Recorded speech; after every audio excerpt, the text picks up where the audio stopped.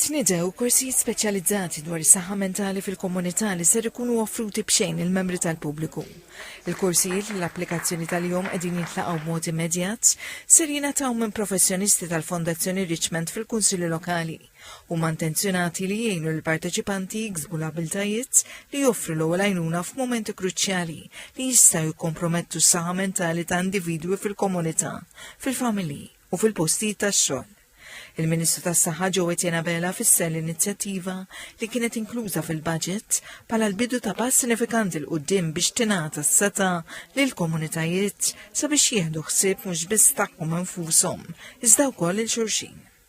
Iktar ma tfittex għajnuna malajr, iktar ma l-interventi jkunu bikrija, ir-riżultati jkunu aħjar għal dik il-persuna mas-soċjetà kollha kemm. Il-konsulenta fis-saħħa pubblika Dr. Stephanie Xwiereb qalet li f'Malta persuna minn kull 4 huma affettwati minn kundizzjoni mentali, minn ansjetà għal depressjoni, psikożi u kundizzjoni oħrajn, fosthom suwiċidali. Qalet li dawn il-korsijiet ser ikattru l-għarfien dwar l-importanza tas-saħħa mentali.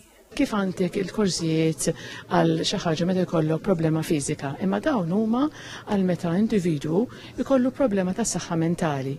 Il-kap eżekuttiv tal-Fondazzjoni Richmond Daniela Kalleja Bitar qalet li l-korsijiet jikkonsistu fi 12 siegħa, 3 sigħat kull darba.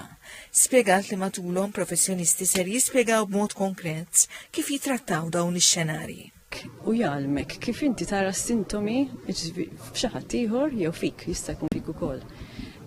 U jtik il-ħiliet biex inti tgħin il-persuna li inti tara fis-sintomi ġo fiha. Is-Segretarju Parlamentari Alison Zarafa Ċivelli tkellmet dwar l-istigma marbuta ma' saħħa mentali.